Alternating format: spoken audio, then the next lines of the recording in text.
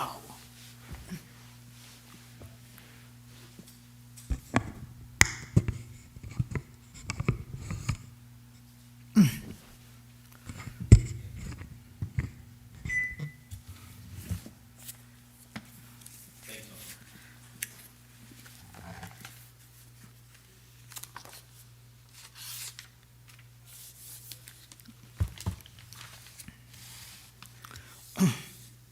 اللهم صل على محمد وآل محمد.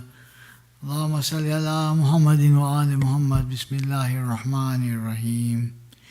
ياسين والقرآن الحكيم إنك لمن المرسلين على صراط مستقيم تنزيل العزيز الرحيم لتنذر قوما ما أنذر آباؤهم فهم غافلون لقد حق القول على أكثرهم فهم لا يؤمنون إنا جعلنا في أعناقهم أغلالا فهي إلى الأذقان فهم مقمحون وجعلنا من بين أيديهم سدا ومن خلفهم سدا فأحشيناهم فهم لا يبصرون وسواء عليهم أنذرتهم أم لم تنذرهم لا يؤمنون إنما تنذر من اتبع الذكر وخشى الرحمن بالغيب بشره بمغفرة وأجر كريم.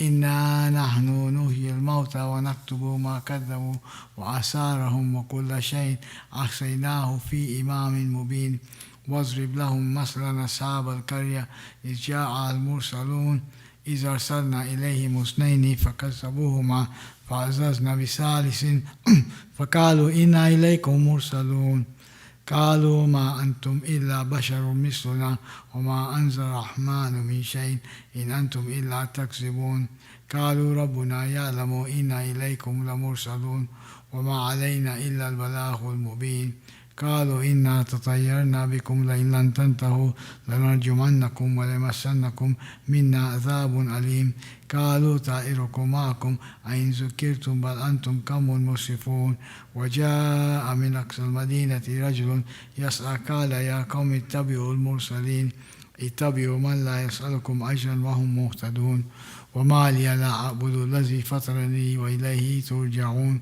أتخذ من دونه آلهة إن يردني الرحمن بضر لا تغني عني شفاعتهم شيئا ولا ينقذون إني إذا لفي ضلال مبين إني آمنت بربكم فاسمعون قيل ادخل الجنة قال يا ليت قومي يعلمون بما غفر لي ربي وجعلني من المكرمين وما أنزلنا على قومه من بعد من جند من السماء وما كنا منزلين إن كانت إلا صيحة واحدة فإذا هم خامدون يا حسرة على العباد ما يأتيهم من رسول إلا كانوا به يستهزئون ألم يروا كم أهلكنا قبلهم من القرون أنهم إليهم لا يرجعون وإن كل لما جميع لدينا محضرون وآية لهم الأرض الميتة أحييناها وأخرجنا منها حبا فمنه يأكلون وجعلنا فيها جنات من نخيل وعناب وفجرنا فيها من العيون ليأكلوا من ثمره وما عملته أيديهم أفلا يشكرون سبحان الذي خلق الأزواج كلها مما تنبت الأرض ومن أنفسهم ومما لا يعلمون وآية لهم الليل نصفه منه النهار فإذا هم مظلمون والشمس تجري لمستقر لها ذلك تقدير العزيز العليم والقمر قدرناه منازل حتى عاد كالأرجون القديم لا الشمس ينبغي لها أن تدرك القمر ولا الليل سابق النهار وكل في فلك يسبحون وآية لهم أنا حملنا ذريتهم في الفلك المشحون وخلقنا لهم من مثله ما يركبون وإن نشاء نغرقهم فلا صريخ لهم ولا هم ينقذون إلا رحمة منا ومتاعا إلى حين وإذا قيل لهم اتقوا ما بين أيديكم وما خلفكم لعلكم ترحمون وما تأتيهم من آية من آيات ربهم إلا كانوا عنها معرضين وإذا قيل لهم انفقوا مما رزقكم الله قال الذين كفروا للذين آمنوا أنطعم من لو يشاء الله أطعمه إن أنتم إلا في ضلال مبين ويقولون متى هذا الوعد إن كنتم صادقين ما ينظرون إلى صيحة واحدة تأخذهم وهم يخصمون فلا يستطيعون توصية ولا إلى أهلهم يرجعون ونفخ في الصور فإذا هم من الأجداث إلى ربهم ينسلون قالوا يا ويلنا من بعثنا من مرقدنا هذا ما وعد الرحمن وصدق المرسلون إن كانت إلا صيحة واحدة فإذا هم جميع لدينا محضرون فاليوم لا تظلم نفس شيئا ولا تجزون إلا ما كنتم تعملون إن أصحاب الجنة اليوم في شغل فاكهون هم وأزواجهم في ظلال على الأرائك متكئون لهم فيها فاكهة ولهم ما يدعون سلام قولا من رب رحيم وامتازوا اليوم أيها المجرمون ألم أعهد إليكم يا بني آدم أن لا تعبدوا الشيطان إنه لكم عدو مبين وأن اعبدوني هذا صراط مستقيم ولقد أضل منكم جبلا كثيرا أفلم تكونوا تعقلون هذه جهنم التي كنتم توعدون اصلوها اليوم بما كنتم تكفرون اليوم نختم على أفواههم وتكلمنا أيديهم وتشهد أرجلهم بما كانوا يكسبون ولو نشاء لطمسنا على أعينهم فاستبقوا الصراط فأنى يبصرون ولو نشاء لمسخناهم على مكانتهم فما استطاعوا مضيا ولا يرجعون ومن نعمره نكس في الخلق أفلا يأكلون وما علمناه الشعر وما ينبغي له إن هو إلا ذكر وقرآن مبين لينذر من كان حيا ويحق القول على الكافرين أولم يروا أنا خلقنا لهم مما عملت أيدينا أنعاما فهم لها مالكون وسللناها لهم فمنها ركوبهم ومنها يأكلون ولهم فيها منافع ومشارب أفلا يشكرون واتخذوا من دون الله آلهة لعلهم ينصرون لا يستطيعون نصرهم وهم لهم جند محضرون فلا يحزنك قولهم إنا نعلم ما يسرون وما يعلنون ولم ير الإنسان أن خلقناه من نطفة فإذا هو خصيم مبين وضرب لنا مثلا ونسي خلقه قال من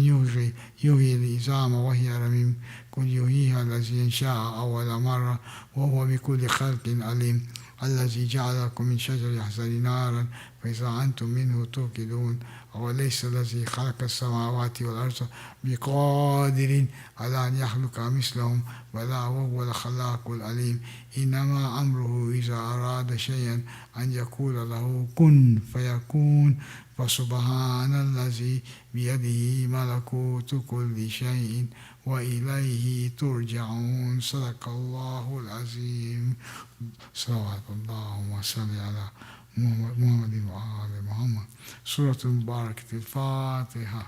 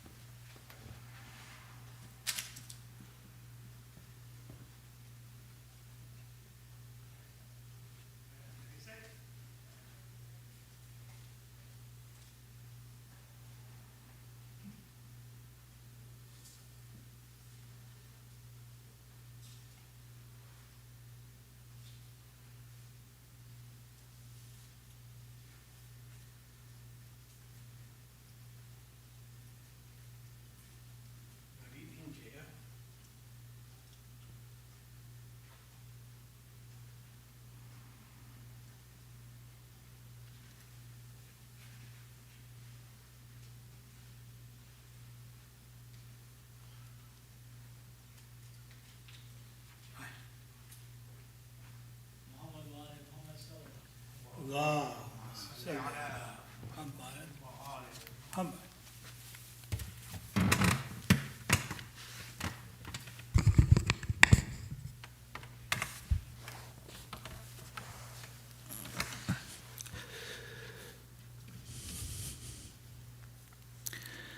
घर चलो ए सकीना प्यार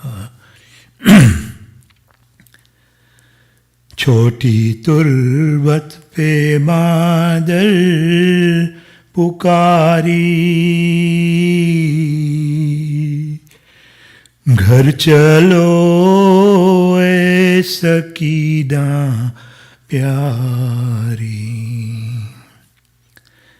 अम्मा जाती वतन को तुम्हारी, घर चलो ए सकीना प्यारी।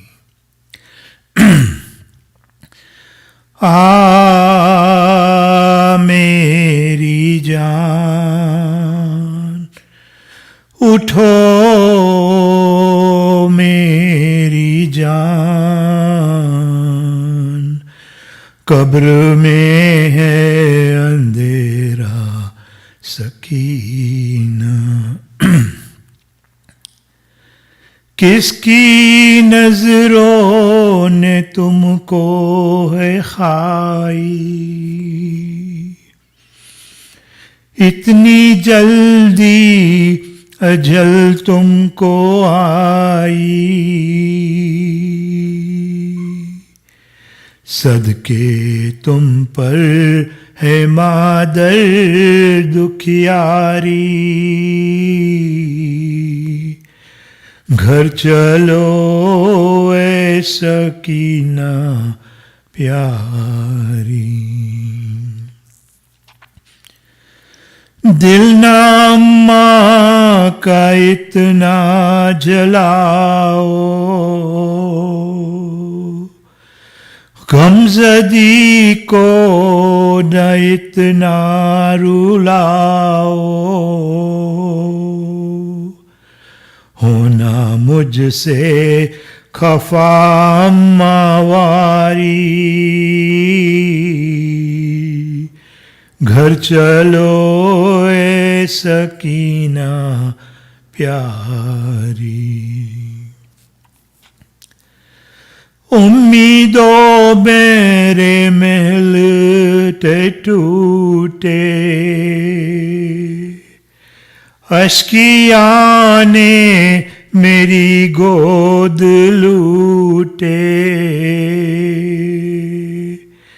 उठ के अम्मा को पुरसा दो प्यारी, घर चलो ए सकीना प्यारी। कैसे सब्र करूं ए सकीना, अपनी बेटी कहो कुछ सकीना। रोती है तेरी मादर दुखियारी, घर चलो ए सकीना प्यारी। है ये चांद ये तेरी ये सूरत, कैद में आके मुझसे की रुखसत। तुझे पाए कहाँ अब दुखियारी, घर चलो ए सकीना प्यारी। मिलके अम्मों से जल्दी तुम आना, गोद खाली है असघर को लाना। जी सकूंगी न मैं गम की मारी, घर चलो ए सकीना प्यारी। Salon Nabi.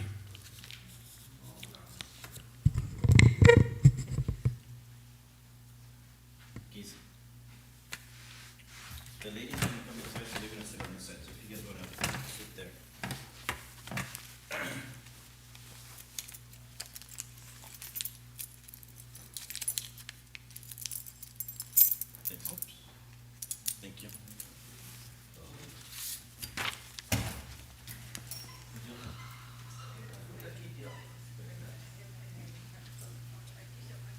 You guys can sit on this side. The ladies will sit over here because we're watching. Oh, you sit on this side. The ladies will sit over there because we're watching. It'll be hard for you guys to see from back there. I'll get to sit next to Mohib. With that kind of Mohib, you know. Joe,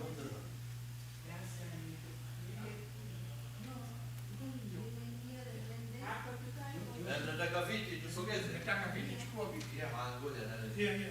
Chukua viti.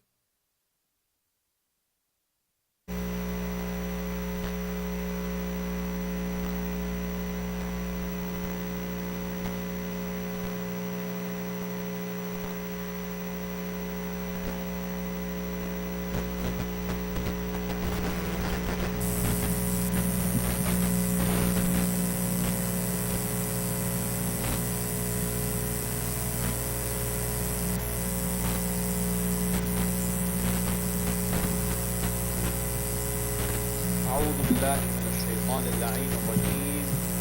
بسم الله الرحمن الرحيم. الحمد لله رب العالمين، والصلاة والسلام على خاتم الأنبياء والمرسلين سيدنا ونبينا محمد وعلى أهل بيته الطيبين الطاهرين.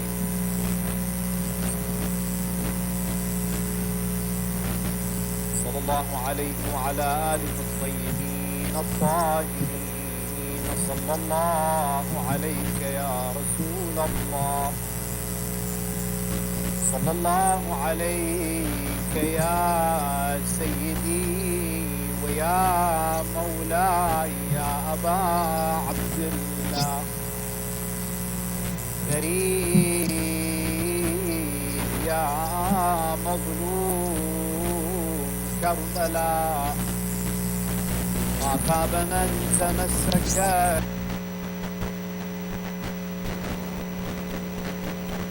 بالله من الشيطان اللعين الرجيم. بسم الله الرحمن الرحيم. الحمد لله رب العالمين، والصلاة والسلام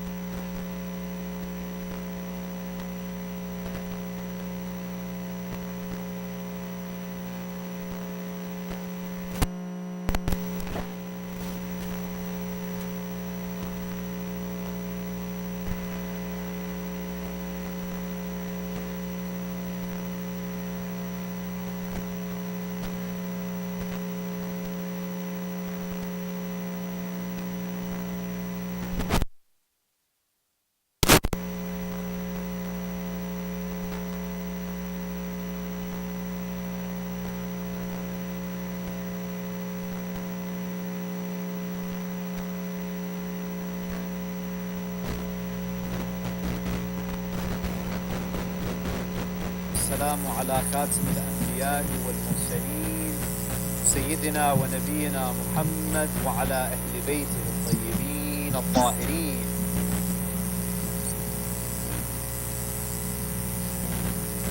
صلى الله عليه وعلى آله الطيبين الطاهرين. صلى الله عليك يا رسول الله، صلى الله عليك يا سيدي ويا مولاي يا أبا عبد الله. غريب يا مظلوم كربلاء، تمسك بكم وأمنا من لجأ إليكم. يا ليتنا فيا ليتنا كنا معكم سيدي فنفوز والله فوزا عظيما. قال تعالى في كتابه الكريم: بسم الله الرحمن الرحيم: وما كان المؤمنون لينفروا كافة فلولا نفر من كل فرقة منهم طائفة ليتفقهوا في الدين ولينذروا قومهم إذا رجعوا إليهم لعلهم يحذرون. صدق الله العلي العظيم. صلوا على محمد وآل محمد.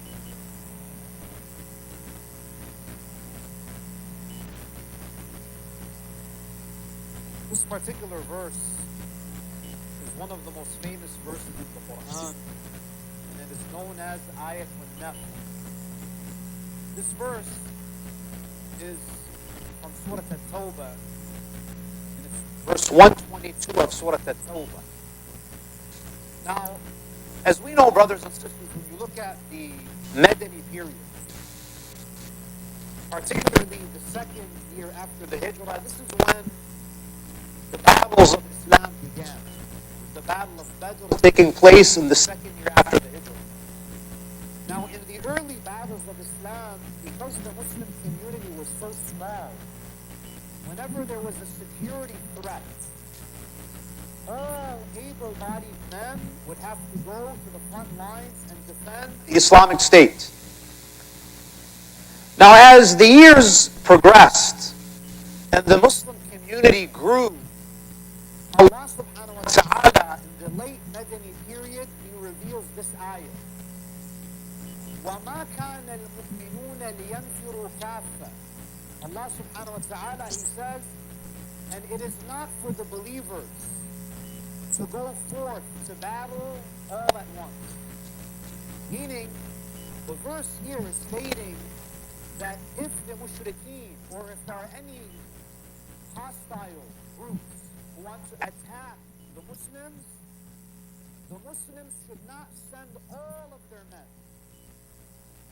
Now that you have a sizable community, Allah subhanahu wa ta'ala says that there is one group, there are some groups that are exempt from jihad.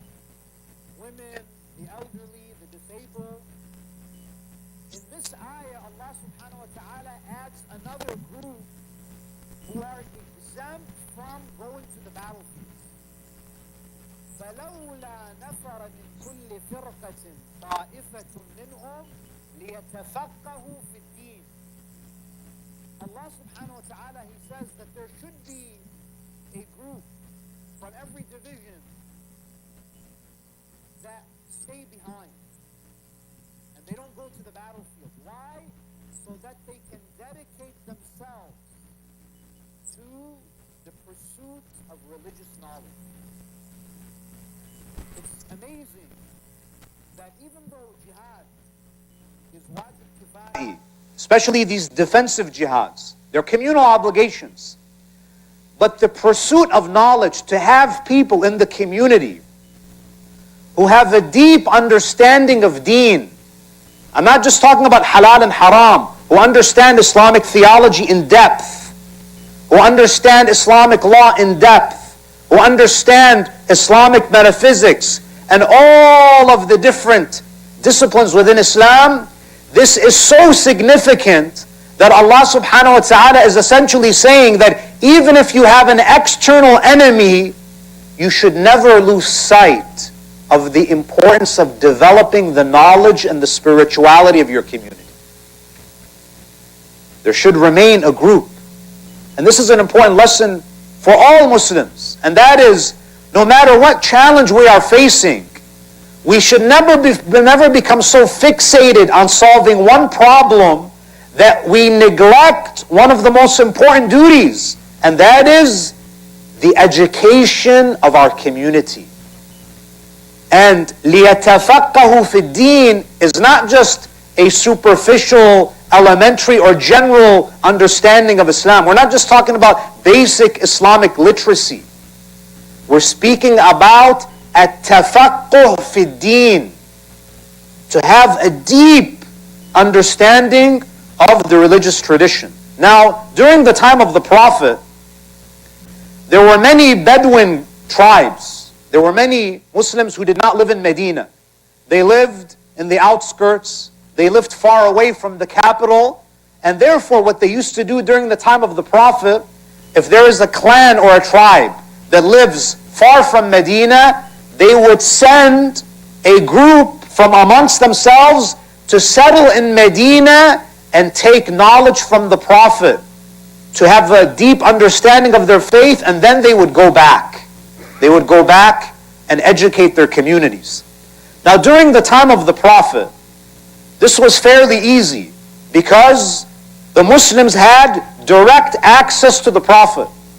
You want to learn Islam, you want to deepen your understanding of your deen, you go to Medina and you take your knowledge directly from the Prophet. Because the Quran is a source of Islamic knowledge, but there's also another important source, and that is the Sunnah. Now, what does the Sunnah refer to? The Sunnah is basically the words, the actions, and the tacit approval of the infallible, of the Masum. So for example, Qawlul Masum, that's Sunnah. The Prophet says something, he says, do this, don't do that. It's haram to drink this, you should, it's mustahab to do ghusl on Jumu'ah. These represent the Sunnah of the Prophet, and they are the words of the Ma'soom. Sometimes the Sunnah is not in the form of a verbal utterance. Fi'lul Ma'soom, the action of the Ma'soom, is also a source of guidance for us. For example, the Prophet, he said that perform the Hajj rituals as you saw me perform them. The Muslims, they went with the Prophet to perform Hajj, and he performed one Hajj in his life after his prophethood. During Hajj, the narrations say that the companions note that the Prophet did tawaf around the Kaaba while he was riding on his camel. From the action of the Prophet, we can infer, we deduce that it is permissible to do tawaf while you are mounted. You don't have to be on your feet.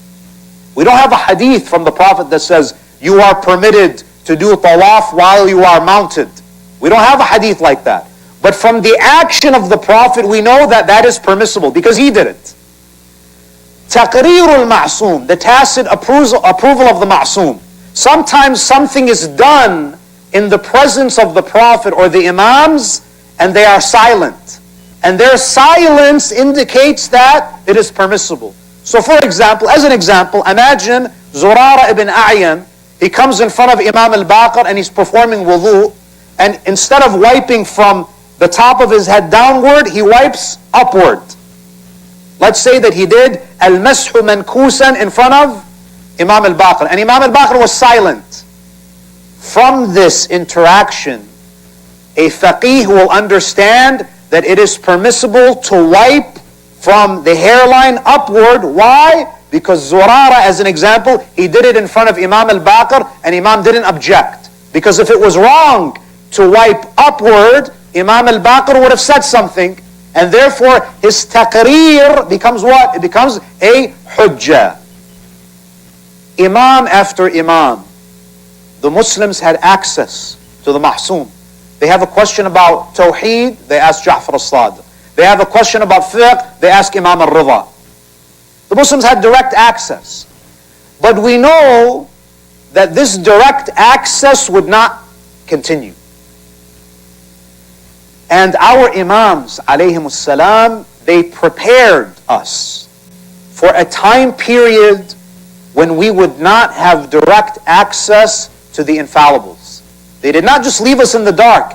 They gave us specific instructions on what to do during the era of the ghaibah. And this is where we come to one of the most important instructions for Muslims during the ghaibah, which we have from Imam Hasan Askari salawatullahi alayhi.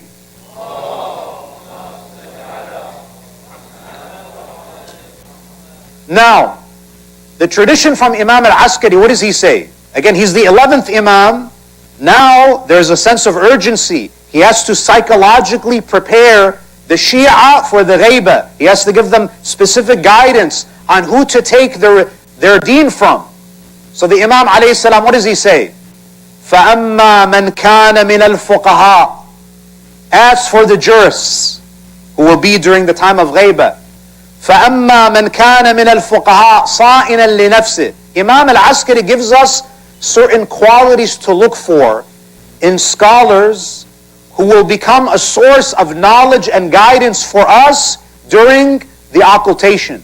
First quality, he says, صَائِنًا لِنَفْسِهِ. A faqih should be what?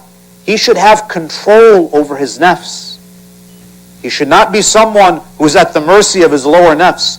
This is someone who should have authority. His aql has authority over his lower self. حَافِظًا لِدِينِهِ. He guards his faith. Meaning that this is not someone who's going to compromise his deen if there is a dunyawi or a worldly opportunity. حَافِظًا لِدِينِهِ مُخَالِفًا عَلَى هَوَاهِ. Who goes against his desires. You know, some desires are permissible. But the faqih that you should follow is someone who holds himself to a high standard, where they are always going against those desires, even some of those desires that may be permissible. For example, if you look at Sayyid al-Sistani today, is it haram for him to live in a house that he owns? No. But he lives in a rental. Is it haram for him, to, for example, to have an AC that's 24 hours? It's not haram for him. But he says, for example, if my neighbors cannot have electricity for 24 hours and they don't have these luxuries, and I want to share in their struggles. مُخَالِفًا عَلَى هَوَى. They conduct themselves in this way. And then he says, مُطِيعًا لِأَمْرِ مَوْلَاهِ. A faqih, a jurist, guidance from someone who is fully submissive to his master. His master is not this king or that president or that prime minister. His master is Allah subhanahu wa ta'ala. Full submission to his Lord. And then Imam Al-Askari, what does he say? He says, فَلِلْعَوَامِ أَن يُقَلِّدُوا. Imam Al-Askari, he says, it is permissible for the general public, the awam, the non-specialists among the ummah, those who are not scholars, it is permissible for them to follow such a jurist. Now, people often ask me, Shaykh, is it wajib for me to do taqleed? And I always give them an answer that they don't expect. I tell them, no, it's not wajib. It's not wajib for you to follow another scholar. You yourself can become a faqih. Why don't you go and become a specialist? Why don't you go to a hawza and study for 50, 60 years and you can follow your own opinions? For most people, ihtiyat is going to be impractical. So you have two options. Either you yourself become an expert, but of course this is going to take decades for you. And many people, they might not have the aptitude or the time or the desire. So Allah subhanahu wa ta'ala, out of His mercy, and the Imams out of their mercy for us, they say, listen, not each and every one of you needs to be a faqih. Allah could have made it obligatory upon each and every one of us to gain that deep understanding. But you're excused. If you're not an expert, that's fine, but you have to follow an expert. You have to follow a faqih. And then Imam Al-Askari, what does he say? وَذَلِكَ. And this is very important. Many people, they mention this hadith and they don't finish it.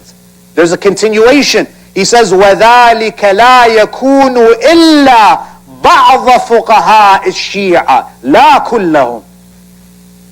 Imam Al-Askari, he says, these qualities are not found in all Shia jurists. They're found in some of them. That means what? Knowledge is not enough. Imam Al-Askari alayhi salam, he says, the one that you follow, that you take your religion from, they have to have two qualities. They have to have knowledge, deep knowledge. They have to be experts. They have to be jurists. But they also have to be righteous. They have to have piety. That's why some people ask, Shaykh, do you think there will come a day when AI replaces maraji'? The answer is no. Because Imam Al-Askari, what does he say? Information is not enough. You don't take your deen from a machine because it can spew out knowledge. We follow jurists who have ilm and taqwa and God-wariness, who are God-conscious. Because knowledge is not a transference. It's not a transfer of information from minds to minds. Sacred knowledge is a transfer of knowledge from the hearts to the hearts. This is a transfer of nur from one heart to another, and this cannot be simulated by a machine. Now, in tonight's lecture, what I want to do very briefly, I want to share with you 6 common questions, 6 frequently asked questions. So this is an FAQ session on marji'iyya and maraji'. A lot of people have asked questions about this subject. Among the most popular questions that I received is that, Shaykh, doesn't taqleed mean that we're basically blindly following others? Isn't Islam a religion of rationality? Why is it that we're required to follow someone else? Isn't this blind following? How does this make sense? Doesn't Allah subhanahu wa ta'ala condemn blind following in the Quran? Now listen to this. We do not blindly follow our maraji'. When you follow a marji', you are engaging in a 2-step process. Step number 1 is that you are vetting this jurist to see if they have the necessary qualifications to deduce Islamic laws from the sources. Now, how do you vet a jurist and determine that they are at the level where I can follow them? Now, if you want to do it yourself, you have to probably be a mujtahid. If you want to know which marji' to follow, and you want to know, for example, who should I follow? Sayyid Sa'id al-Hakim or Sayyid al-Sistani, or this marji' or that marji'. If you want to do the work yourself, if you want to vet a faqih yourself, you have to basically compare to see who has the stronger legal arguments. But most people, if I bring to you the juristic arguments of Sayyid al-Sistani and the juristic arguments of Sayyid al-Khu'i and a dozen other maraji', and I say, you read through this and you decide who is a'lam. You know what you're going to say to me? Shaykh, what language is this in? It's very difficult. It's analogous to basically trying to read peer-reviewed journals that are written by astrophysicists and you're trying to figure out who's the most learned. It's not your field. So if you want to vet a faqih directly, you have to be a mujtahid. Now, if you're not a mujtahid, you refer to those who are experts in the field. You refer to scholars who can give you an idea of who is the most learned. Now, once you vet a scholar and it becomes clear to you that this is a person who's qualified, this is a person who is skilled in the art of deducing religious laws from the sources, then you follow them. So the reality is, it would be blind following if you skip step 1 and you just follow someone who you haven't vetted. That's blind following. In the same way, when you go to a physician or you go to any subject expert, once you determine that this is a subject expert, let's say, God forbid, you have cancer and you go to an oncologist and they give you treatment and you follow the treatment. Can any rational person say that, why are you following the oncologist blindly? You say, no. I first determined that this is a subject expert and only then am I following their recommendations. And by the way, as muqallideen, this step 1 needs to constantly be done. We always have to make sure that this scholar wasn't only the most learned in the past, but they continue to be the most qualified. God forbid, if there's a marji' who suddenly becomes senile, we can't do taqleed of him anymore. So, following a marji' is actually based on a very rational practice. It would be blind following if we skipped the vetting process and just followed any random individual. Now, in addition to that, it's not blind following for another reason. It actually takes a lot of mental fortitude to learn the ahkam of your marja. Some people, they go to Hawza just to learn the Risala Amaliyah.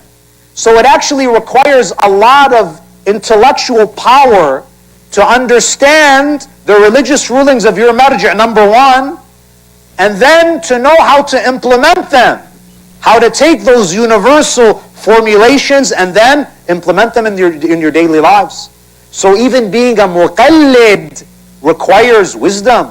It requires intellect. Now, number two is, Shaykh, there are many maraji'. How do I know which one is the a'lam? How do I know which one is the most learned? You have two ways. You have two ways of determining, assuming that you're a non-specialist. The first way is that if you have access to two scholars, or even one scholar whose testimony gives you confidence, you can act on that. Now, before you ask me, I know what the rebuttal is going to be. Shaykh, I asked this scholar, he gave me an answer, and then I got another testimony. The testimonies are contradicting each other. What do we do? What you do is the second option, and that is you look at who the majority of ulama and the righteous people are following. Now here, you're not following the majority blindly. You're not just following any majority. You are following a majority of scholars of the Hawza, and you're looking at who the majority of righteous mu'mineen are following. If they're following a particular scholar, the fact that the majority are following this scholar, it gives you what? It gives you confidence that this person is probably the jurist that I should follow. Now again, there's a caveat here. In reality, the person that we might be following might not be the a'lam. Because people often say that, how can I possibly know? Your duty is not to ascertain reality, because it's impossible almost to figure out who in God's knowledge is the most knowledgeable. But you do have to have a justifiable reason for why you're following this scholar. So even though you might be wrong in terms of the reality, but on the day of judgment you can say, Ilahi, I followed these rational practices, and I followed this faqih, and this, to the best of my knowledge, this individual, to the best of my knowledge, was the most learned. Now, a question that people often ask is, Shaykh, why are there multiple maraji'? How come we don't have just one?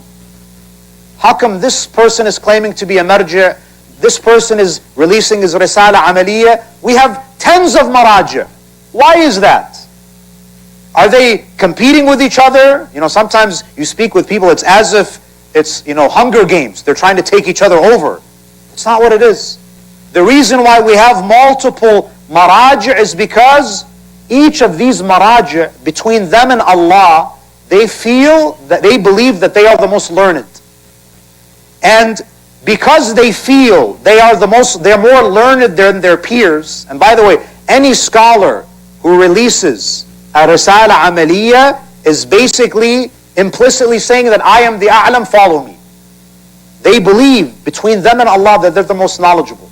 And the reason why they've declared their marji'iyah is not because they want to boast or they're doing this out of a sense of self-aggrandizement, but rather they feel that it is their duty to guide people towards what is going to bring them closer to Allah subhanahu wa ta'ala. So you might have a number of individuals who believe this. Today we have many maraji'. They all believe they're the a'lam, but it's our duty to determine who is the most learned among them. There are certain periods where you have one marji' who has surpassed others, and it's indisputable. For example, during the time of Shaykh al-Tusi, about 1,000 years ago, no one was even at the same level of Shaykh al-Tusi. He was the single marji'. Shaykh al-Ansari, again, there was no one really to rival him. But you have certain periods where multiple individuals come forward. And this is not a bad thing, brothers and sisters. This is a testament to how dynamic Islamic scholarship is. We should be proud that we live in a time where we have multiple contenders for this high position. It's something that should not disunite us. It should be a source of pride in our intellectual tradition. Now, perhaps one of the most important questions is that why do these maraji' have different opinions? Aren't they all looking at the same Quran? Aren't they all looking at the same ahadith? Why is it that these maraji' they have different opinions? And some of them are drastically different. One marji' might say this is wajib, another says this is not wajib. There might be rare cases where one marji' says this is wajib, another says this is haram. It happens. Why do they have different opinions? Now, this should not come as a surprise, because in every academic field, you're going to have experts who have different opinions. In the field of psychology, sociology, physics, chemistry, you have scientists who have different theories, even though they're looking at the same data, they have a different methodology. Now, there are some reasons why scholars have different opinions, even though they're looking at the same sources. Number one, sometimes there is a conflict within the source text. For example, you might have one hadith that says something is permissible, and another hadith says this is prohibited. Both ahadith exist. One scholar might consider this one authentic and the other one unauthentic. So depending on which hadith you accept, you're going to have a different legal opinion. Another issue is scholars have a different methodology on how to deal with conflicting narrations.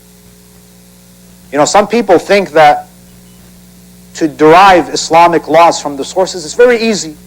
I say, okay, come here. I'm going to show you two ahadith that are authentic and they have a conflicting message. What do you do? What do you do? Scholars have a different methodology. For example, Shaykh al-Kulayni, his methodology is if there is ta'arud, if there are contradictory narrations, if there are conflicting narrations, he believes in takhir. He says you can choose either one to follow. Now, is this just an opinion from his pocket, as they say? This is based on a hadith. There's a narration from a man by the name of Sama'a an Abi Abdullah. The hadith is from Imam Sadiq. Sama'a, he asked Imam Sadiq, سألته عن رجل اختلف عليه رجلان من أهل دينه في أمر كلاهما يروي أحدهما يأمر بأخذه والآخر نهى عنه. This man is asking Imam Sadiq, Ya ibn Rasulullah, sometimes we have two individuals who are narrating from you. One says that this is permissible, take it. The other is also narrating from you, and he says it's prohibited. It's coming from the same source, but we have a contradiction here. What does Imam Sadiq, he says, according to this narration, he says, بأيهما أخذت من باب التسليم وسعك. Imam Sadiq, he says, you can choose either. Shaykh al-Kulayni, he says, when there's conflict, it's up to you. You can choose. However, the majority of our fuqaha, they have a different methodology. They say that when there is ta'arud, when there is conflict between the riwayat, they believe in what? Tasqiyat. They cancel each other out. They cancel each other out. Now again, is this just an opinion that they came up with? This is also based on a riwayah. We have a narration where the same question is posed to Imam al-Sadiq, and Imam, he says what? يرجئه حتى يلقى من يخبره فهو في سعة حتى يلقى. Imam al-Sadiq says he should postpone choosing one or the other until he meets one who will inform him. Meaning the Imam says don't choose either of them. Wait until you meet your Imam. Wait until you have clarity. So this is one of the causes of a difference of opinion. You have some scholars who say you can choose if there are conflicting narrations. Others say they cancel out. Now, sometimes there are differences of opinion because of the methodology, but specifically, there are discussions in fiqh about, for example, mabahith al-alfaz, how words relate to meaning, how meaning relate to words. So for example, there are some scholars that say that whenever you see a command, it indicates obligation. So for example, whenever the imam says, do ghusl or do salah, it means that it is wajib. There are other scholars that say it's wajib unless we have evidence that it's not wajib. Because if you take every commanding verb to mean obligation, if you read the ahadith, you're going to think ghusl al-jumu'ah is wajib. So does a command indicate obligation? Or does it command just a request? And we need contextual clues to determine whether this is a mustahab request or a wajib. It's very intricate. It's very detailed. Now, sometimes you have conflicts regarding the authenticity of sources. There might be one book that a scholar considers reliable, or he can confidently attribute it to its author. So for example, Uyun Akhbar al-Ridha, one of the books of Shaykh al-Saduq. Some scholars rely on it. They believe that it is the words of Imam al-Ridha. Other ulama, like Sayyid al-Sistani for example, he says, I don't have evidence that this book can be attributed to Imam al-Ridha. He says this might be from Al-Fadl ibn Sha'dan. One scholar believes that this is a book that I can rely upon, another scholar doesn't.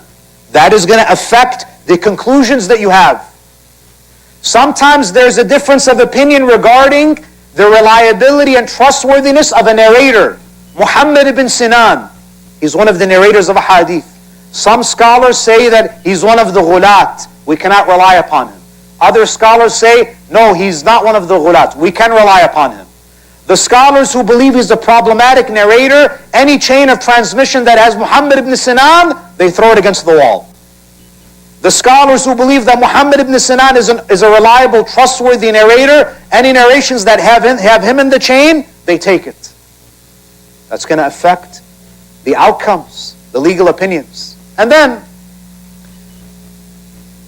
I'll conclude with this, because we're limited on time. One question that is often asked is that, Shaykh, we need a marji' in the West. And the implication is what? That an Eastern marji' cannot really relate to our lives here in the West. This question stems from a misunderstanding regarding the role and the work of a jurist. People, the reason why this question is asked is because they are conflating the role of a leader with the role of a faqih. A leader, what is the job of a jurist? A job of a jurist is basically, he's a researcher.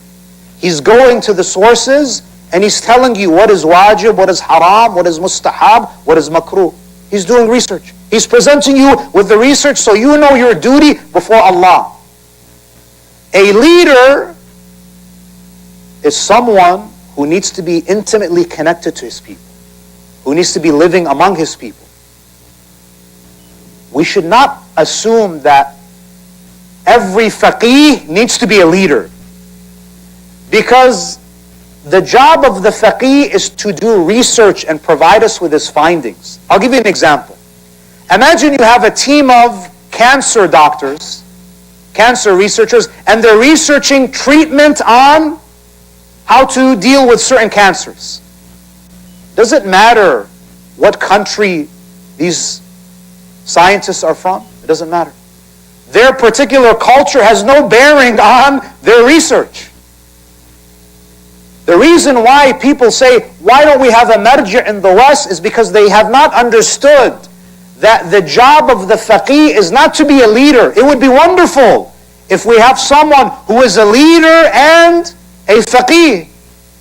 But those are two different things. Sometimes they might be joined in a personality, and sometimes they may not be.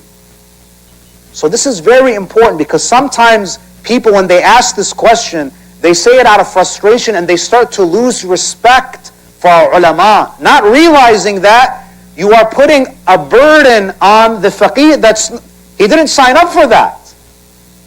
We can have leaders who are not fuqaha, but they are guided by the fuqaha. In our history, we've seen many great leaders.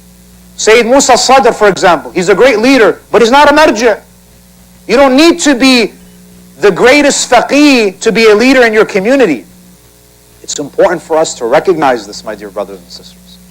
So one of the great legacies of Imam Askari alayhi salam is his instructions for us during the ghaibah, that since we are not experts, we have to take our deen from those who have both ilm and taqwa.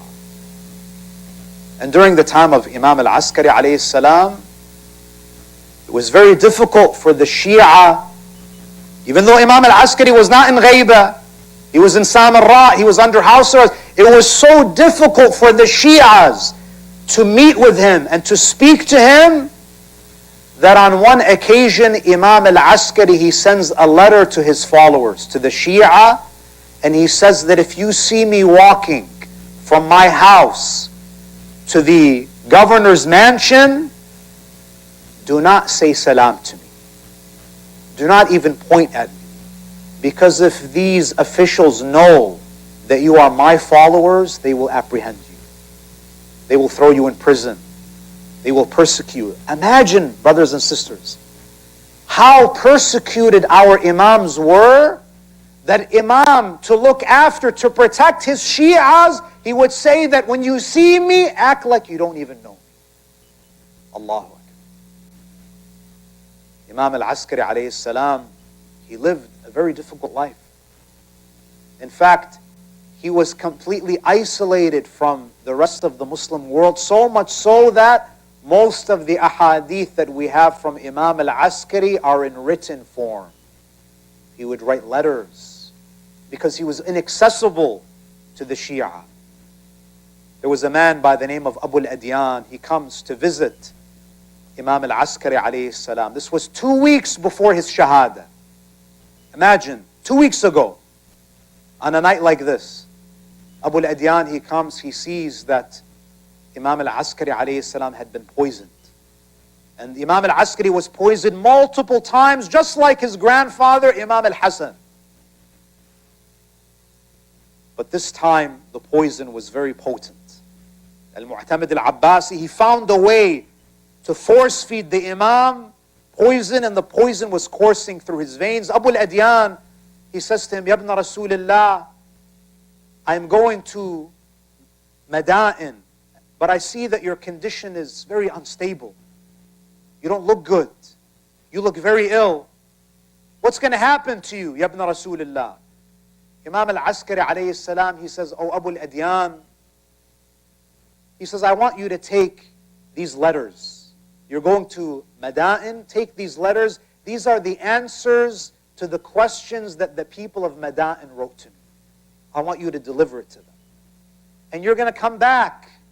Oh Abu al-Adyan, you're going to come back in 15 days. And when you enter Samarra, you will hear a call or call out that Hasan al-Askari has departed this world. Abu al-Adyan, he says, Ya ibn Rasulullah, who is the Imam after you? What's going to happen to us after you? Who is going to be our leader? Who is going to be our guide? The Imam alayhi salam, he says that when you return, the one who asks you, the people of Mada'in are going to send you more letters. The one who asks you for the letters, he will be the Imam after. Abu al-Adyan says, give me another sign, Ya ibn Rasulullah. Who is the leader after you? He says, oh Abu al-Adyan, it will be the one who leads the prayer, the funeral prayer over me. And he says, give me another sign. And he says, oh Abu al-Adyan, there will be a delegation from Qum that will come to Samarra. The one who asks them for the bag of money that they are carrying, he is the Imam. And he says, I departed Samarra and I went to the land of Mada'in. delivered the letters of Imam Askari alayhi salam, I stayed for a short while, and I made my journey back to Samarra, and I arrived on the 8th of Rabi'an al-Awwal, and I heard the people of Samarra lamenting and crying out, Aywa Imama, وَمَظْلُومًا وَسَيِّدًا. The entire city was mourning and weeping. He said, suddenly a young boy came to me and said to me, Ya Abal Adyan, give me the letters from the people of Madain.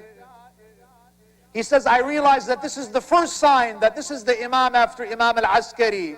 He says, then the funeral prayer was organized for Imam al-Askari. I saw an elderly man come forward by the name of Ja'far. He was the brother of Imam al-Askari. He was about to begin the funeral prayer until I saw that same young boy. He came forward and he said to his uncle, Ta'akhar ya am, stand back, oh my uncle. فأنا أولى بالصلاة على أبي, because I am more worthy of praying over my father. He says, after we conducted the funeral prayer, there came a delegation from Qum. They came to Samarra. The same young boy said to them, give me the bag of money that you are carrying. And I realized that was Sahib al-Asri wal-Zaman at the age of 5. I say to Imam al-Askari, Ibn Rasulullah, you died as a gharib in Samarra. You were all alone. It must have been difficult for you to die in that strange land, far away from Medina.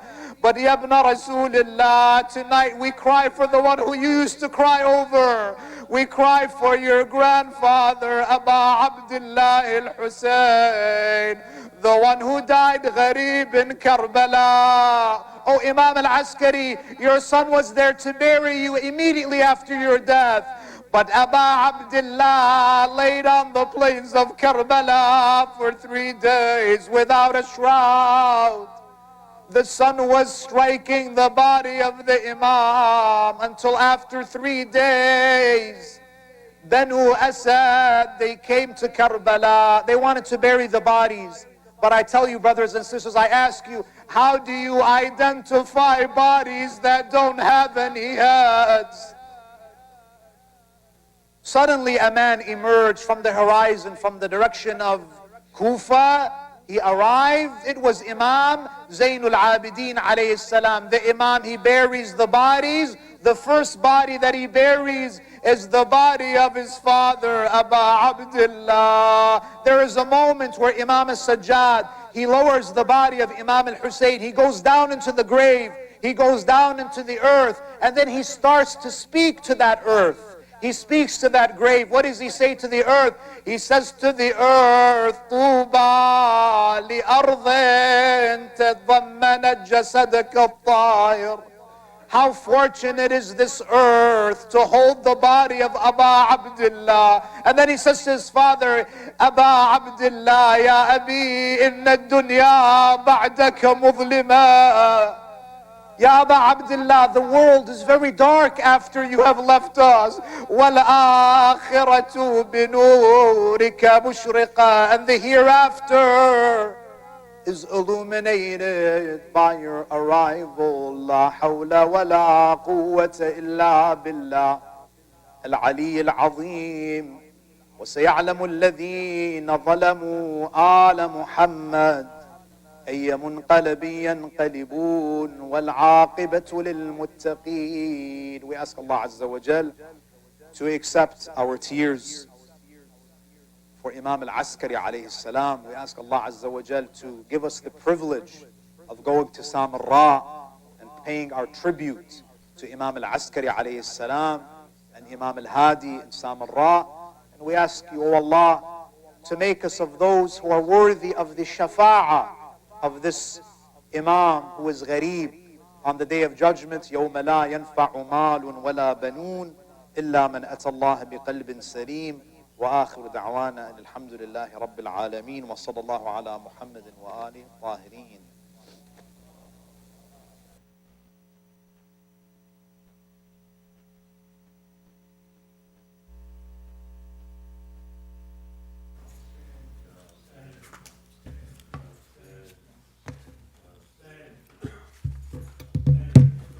कहते थे शाह ज़मां बाबा हसन असगरी, कहते थे शाह ज़मां बाबा हसन अस्करी, हाय ये क्या हो गया बाबा हसन असगरी। कहते थे शाह ज़मां कहते थे शाह ज़मान बाबा हसन असगरी, हाय ये क्या हो गया। सूए जीना चल बसे कौन हमारा है अब, दिल हुआ टुकड़े मेरा बाबा हसन असगरी। कहते थे शाह ज़मान कहते थे शाह ज़मान बाबा हसन, ये क्या हो गया बाबा। कौन था जालिम ये जिसने दिया जहर ये, कर दिया बिन बाप का बाबा हसन असगरी। कहते थे शाह कहते थे शाह ज़मान बाबा हसन असगरी, हाय ये क्या हो गया। रोता हूँ बाबा खरा दीजो तसल्ली ज़रा, कौन रहा अब मेरा बाबा हसन असगरी। कहते थे शाह ज़मान असगरी, कहते थे शाह ज़मान बाबा हसन असगरी, हाय ये क्या हो गया बाबा हसन असगरी। पर मोहम्मद वाले मोहम्मद सलवात।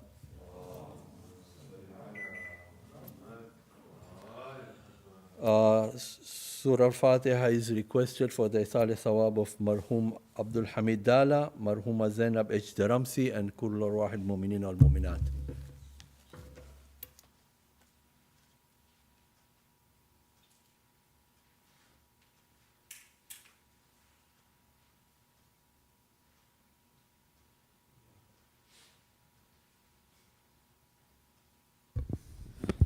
أعوذ بالله من الشيطان الرجيم بسم الله الرحمن الرحيم. السلام عليك يا أبا عبد الله، السلام عليك يا ابن رسول الله، السلام عليك يا خديجة الكبرى، السلام عليك يا أمير المؤمنين، السلام عليك يا فاطمة الزهراء سيدة نساء العالمين، السلام على الحسين وعلى علي ابن الحسين وعلى أولاد الحسين وعلى أصحاب الحسين جميعا ورحمة الله وبركاته.